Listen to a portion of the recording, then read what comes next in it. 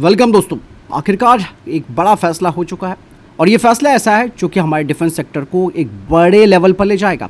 अभी तक आपने देखा होगा कि जितने भी हथियार हैं वो अक्सर हमारी जो सरकारी कंपनियां हैं, डीआरडीओ, बेल और जो अन्य सरकारी डीपीएसयूज हैं वो बना रहे हैं। लेकिन अब भारत ने भी उसी तरीके की चीज़ों को अपनाना शुरू कर दिया जो अक्सर वेस्टर्न कंट्रीज़ इस्तेमाल करती है, यानी कि प्राइवेट कंपनियों को ऐसे प्रोजेक्ट्स देना जो कि हमारे डिफेंस के लिए काफ़ी इंपॉर्टेंट हो जाते हैं।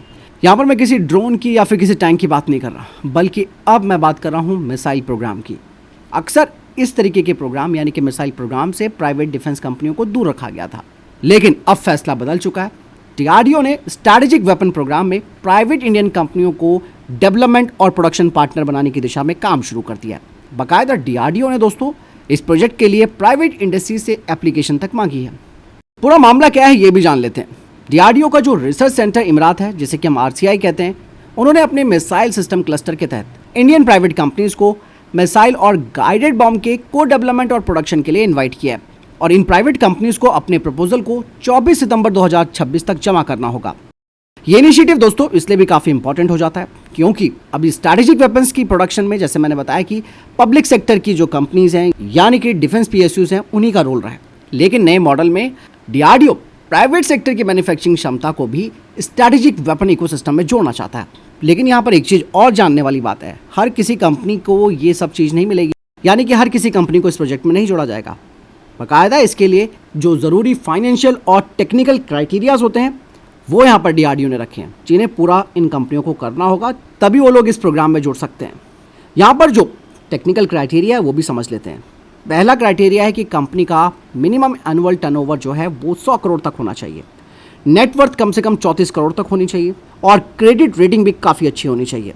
इसके अलावा कंपनी के पास डिफेंस मैन्युफैक्चरिंग के लिए जो ज़रूरी इंडस्ट्रियल लाइसेंस और एक्सप्लोजिव से जुड़े काम के लिए जो अप्रूवल्स हैं वो भी होने चाहिए। यहाँ पर सबसे खास बात होने वाली है वो है डेवलपमेंट कम प्रोडक्शन पार्टनर मॉडल, यानी कि हर प्रोजेक्ट के लिए आमतौर पर कम से कम 2 इंडस्ट्री पार्टनर्स चुने जाएंगे। इन कंपनियों को डीआरडीओ के साथ मिलकर प्रोटोटाइप डेवलपमेंट और टेस्टिंग में काम करना होगा। लेकिन जब सिस्टम का बड़े स्केल पर प्रोक्यूरमेंट शुरू होगा तो चुनी हुई कंपनीज को प्रोडक्शन ऑर्डर्स मिलने के रास्ते भी खुल जाएंगे। इस मॉडल का एक और बड़ा फायदा यह है कि भारत किसी एक मैन्युफैक्चरर पर पूरी तरह डिपेंड नहीं रहेगा। मल्टीपल प्रोडक्शन पार्टनर्स यहाँ पर होंगे, जिससे कि कंपटीशन भी होगा, प्रोडक्शन कैपेसिटी भी बढ़ेगी और सप्लाई का भी इशू नहीं आएगा। लेकिन दोस्तों यहाँ पर एक्सप्लोजिव्स के लिए कड़े नियम रखे गए हैं क्योंकि ये मिसाइल और बॉम्ब सिस्टम्स हैं।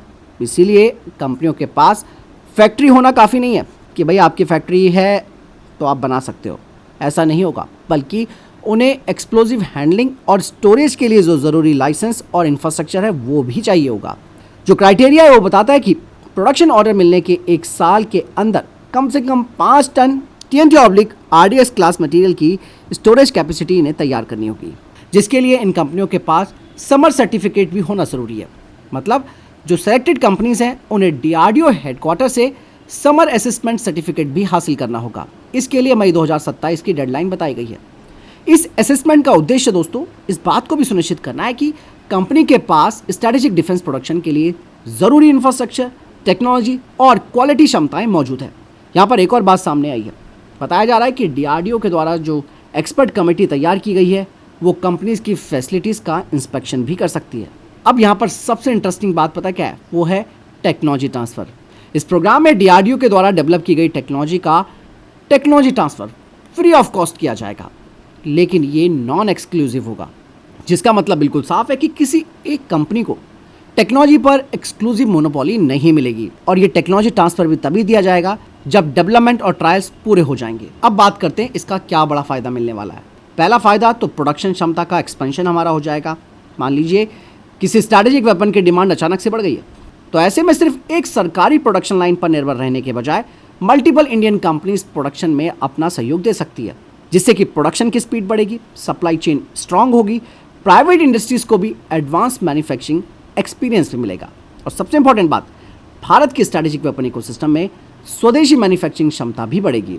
फिलहाल यहाँ पर एक बात और ध्यान देने वाली है, इस सब का मतलब अभी ये नहीं है कि प्राइवेट कंपनीज को भारत के सभी स्ट्रैटेजिक या न्यूक्लियर वेपन्स की टेक्नोलॉजी तुरंत दे दी जाएगी, बल्कि ये framework mainly specific future DRDO projects के लिए कंपनीज को क्वालिफाई और शॉर्टलिस्ट करने का रास्ता खोलता है। हर प्रोजेक्ट के लिए दोस्तों अलग रिक्वायरमेंट, टेंडर और गवर्नमेंट अप्रूवल्स भी लागू होंगे। दोस्तों आप देख रहे होंगे कि भारत काफ़ी वक्त से डिफेंस में स्पेशली मेक इन इंडिया को आगे बढ़ा रहा है, लेकिन अब अगला स्टेप सिर्फ राइफल्स, ड्रोन्स या कंपोनेंट्स तक सीमित नहीं रहने वाला। देश के स्ट्रैटेजिक वेपन्स का डेवलपमेंट, टेस्टिंग और लार्ज स्केल मैन्युफैक्चरिंग इकोसिस्टम में भी प्राइवेट इंडस्ट्री की जो ताकत है उसे जोड़ने की तैयारी हो रही है।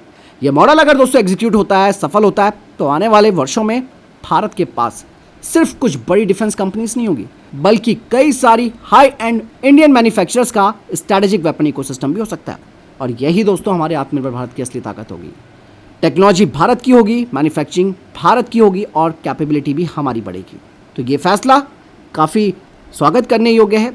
अभी ये प्रोजेक्ट शुरू हुआ है, आने वाले वर्षों में आपको पता चलेगा कि भारतीय कंपनी भी वेस्टर्न कंपनीज की तरह नए नए मिसाइल सिस्टम्स और हथियारों को तैयार कर रही है। फिलहाल इस पूरे कॉन्सेप्ट पे आपकी क्या राय है, कमेंट सेक्शन में लिखकर जरूर बताइएगा। मिलता हूं नए वीडियो के साथ। नमस्कार, जय हिंद, वंदे मातरम।